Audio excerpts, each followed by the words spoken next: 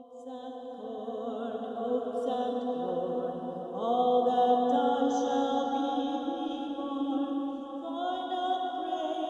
Vine and grain, all that falls shall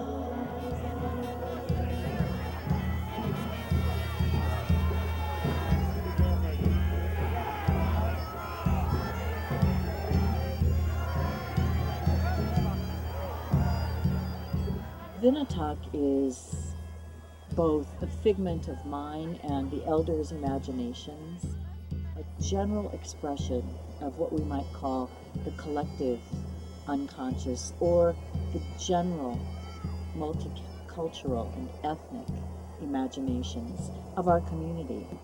You'll see people twirling fire. You'll see a giant effigy.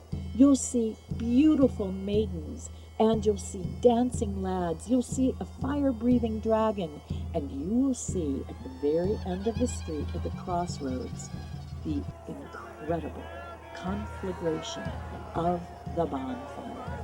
You will see a village literally set aglow. This is the picture of all things coming together to talk about life, death, and the rebirth to come.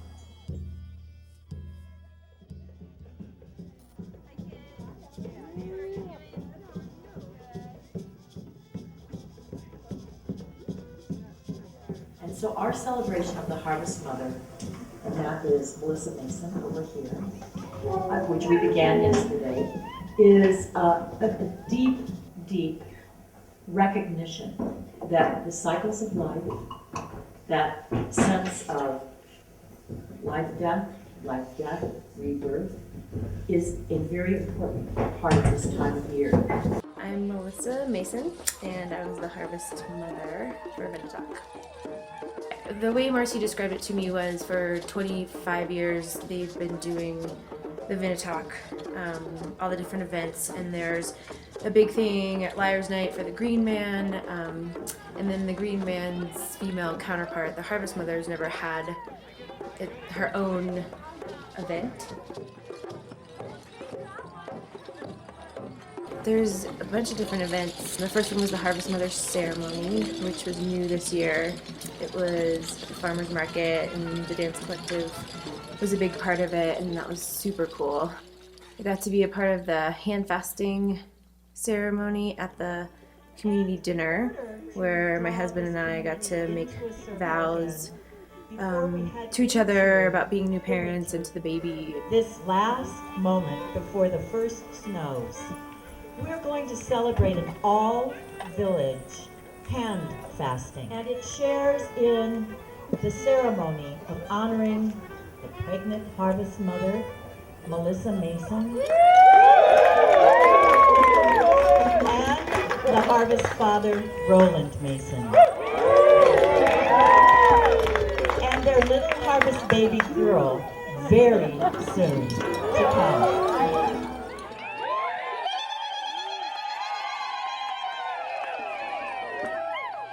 The autumn equinox is near. Vinotok is nigh. All hail the Harvest Mother.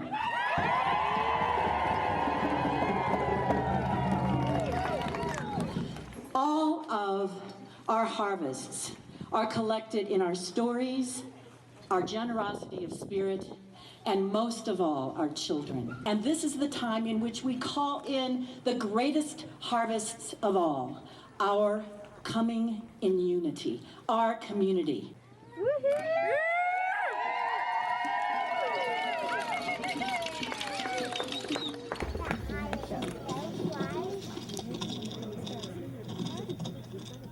Okay, all of you pregnant mothers who are here with us today are Harvest Mothers, and we are here to honor you and your babies. So please join me at the altar because you are the center of our community. Actually doing it at the farmer's market, I was like, this is amazing. I mean, it was, a lot of people commented afterwards, it's like the coolest thing they'd seen in a few years, and just how cool the dancing was and the stilt walkers, and people were just, we came down the street and everybody was just like, what is going on?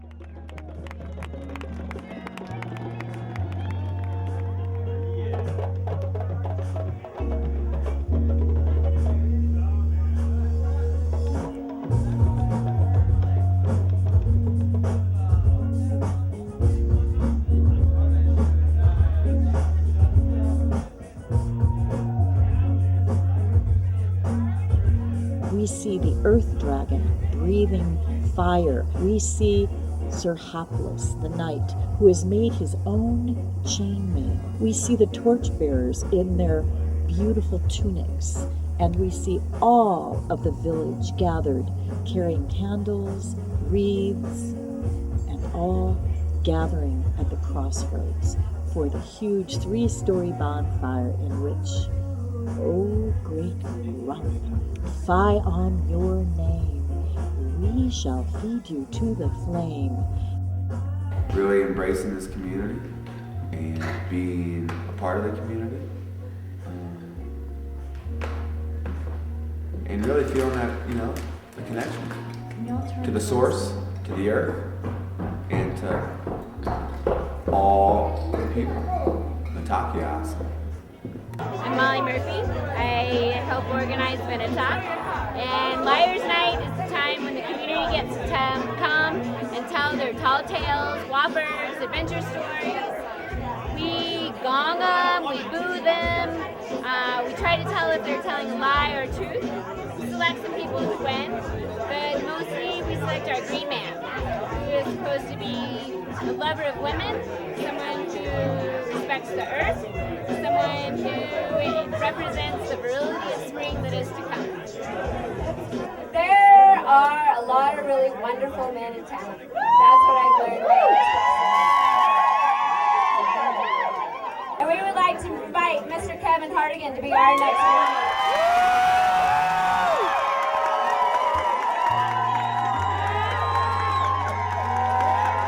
The green man who is selected by the women and maidens of the community, who represents the virility, the fertility of the great masculine, balancing out in the autumn equinox, which means equal day, equal night, equal masculine, equal feminine. The green man balances out the great feminine of the Harvest Mother. Takias. Yes, that means to all my relatives, all you. I feel very blessed. I feel very honored. All gratitude. May gratitude be the theme of this weekend.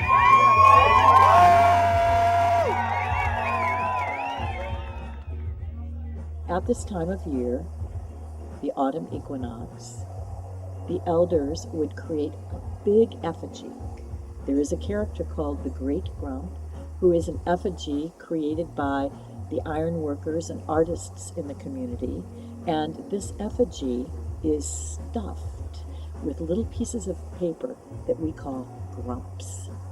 The grumps are placed in boxes that the preschool children make, and these are then stuffed into the grump. My name is McLean. I came about building the grump because someone else said they couldn't do it, and I was like, I can do that. What does the grump mean to me? The grump is the scapegoat. He is the ultimate effigy, and I just gotta say, this is the most badass event we do in this town.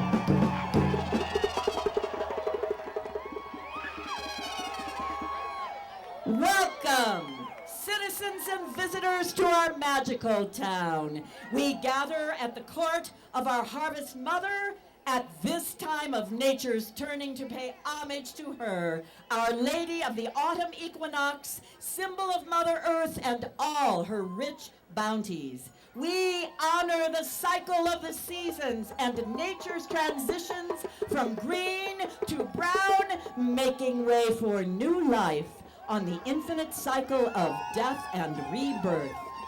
There's a trial that happens during our week-long Vinotok events in which the grump is tried by the village magistrate.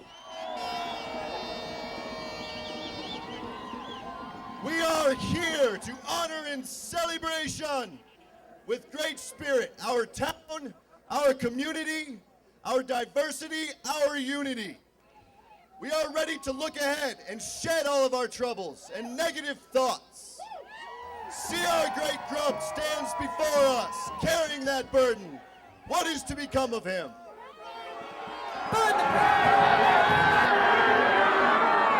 Well, that remains to be seen.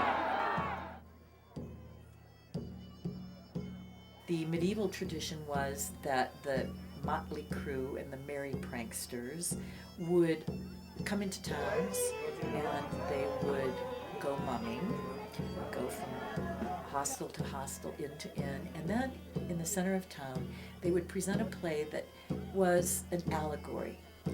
In the play there is a battle, and that battle is between the earth dragon and the knight Sir Hapless. Sir Hapless plays a kind of buffoon, a fool. He represents the technocrats, the contemporary greed that wants to gobble up nature.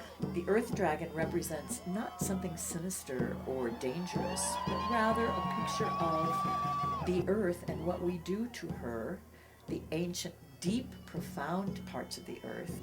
So in the play, I'm Sir Hapless, who is pretty much, aside from the Grump, the bad guy. He is the man's incursion of technology onto this pristine natural environment. In the play, I battle the Earth Dragon, the large, powerful spirit of nature, and I never quite win. Never quite get him. It just seemed like a role that I would be very, I would have a great time playing. The dragon is down! It seems as though civilization may win out over nature after all. Can Sir Hapless put an end to this wild and untamed beast? When they battle, they're stopped by the Earth Mother. Stop! I command you, stop! She won't tolerate that. She separates them, makes them shake hands and claw, and they then make up, and they are aligned with each other. This energy fertilizes the new life which bursts forth in the spring. The Green Man is traditionally, as the sacred masculine, also considered lusty, lively, humorous, and beloved by the feminine. Here is the Green Man.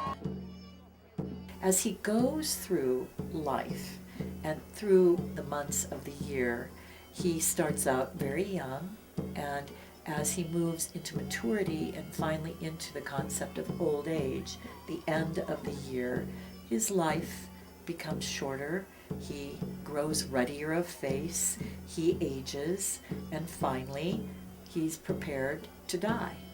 But what happens, again, is that the Grump, after it is tried, willingly sacrifices in the Green Man's place.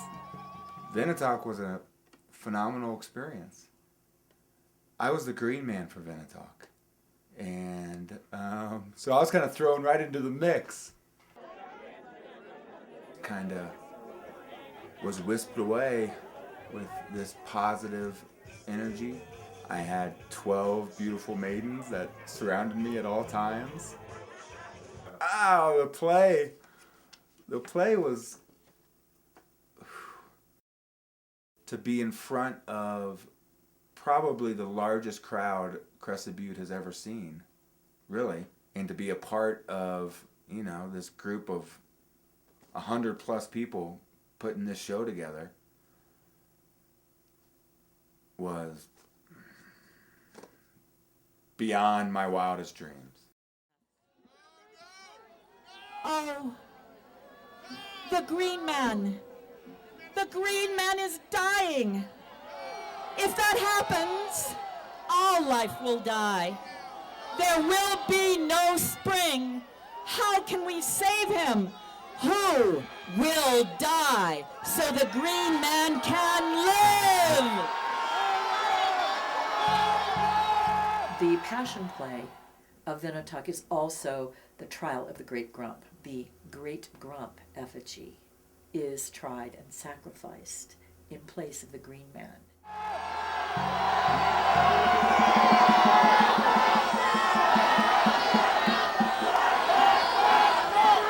All right.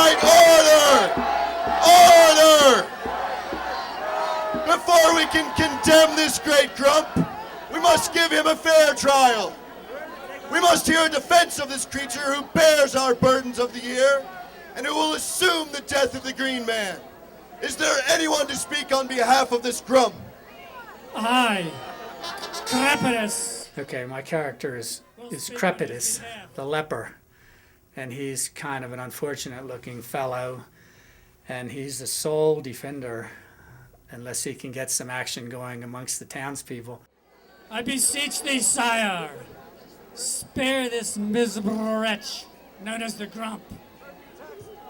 For is not there a bit of the Grump within us all? Many years ago, the Grump didn't get much of a defense at all. It was pretty much a kangaroo court.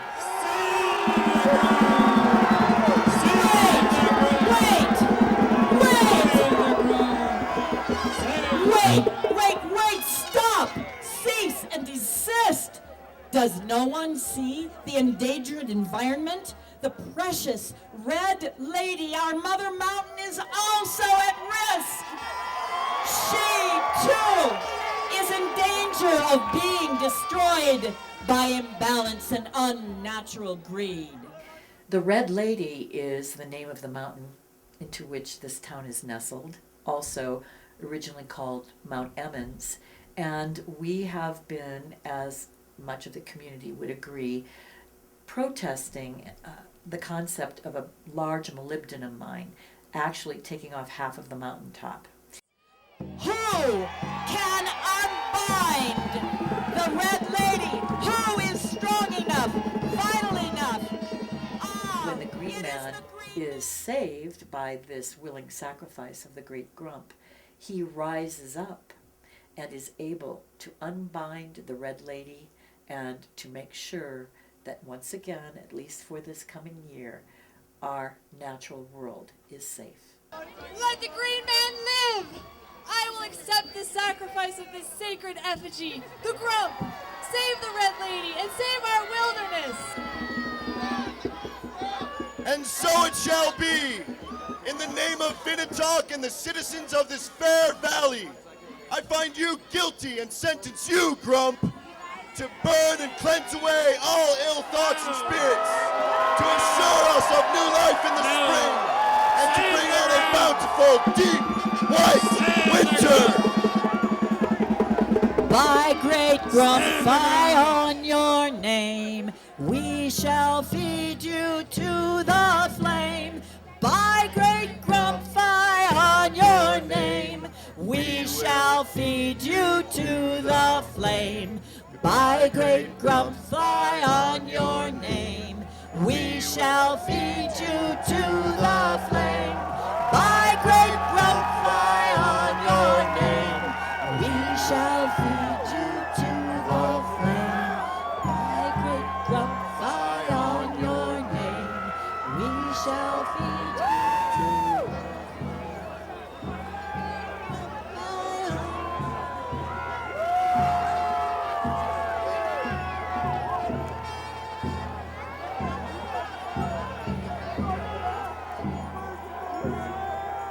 As the Grump goes into the flames, it still rises anew at the end of the fire, like the phoenix being born again, so that we may banish all the things that we wish to release from the passing year, and open the vessel so that we can receive, so that our Red Lady, our precious mountain, will again for another 12 months be spared from any technological destruction or greed, so that our entire beautiful feminine valley of the Elk Mountains will once again go into the deep and profound sleep of winter, and then in the spring rise anew, green, fertile, open, youthful, the new year beginning.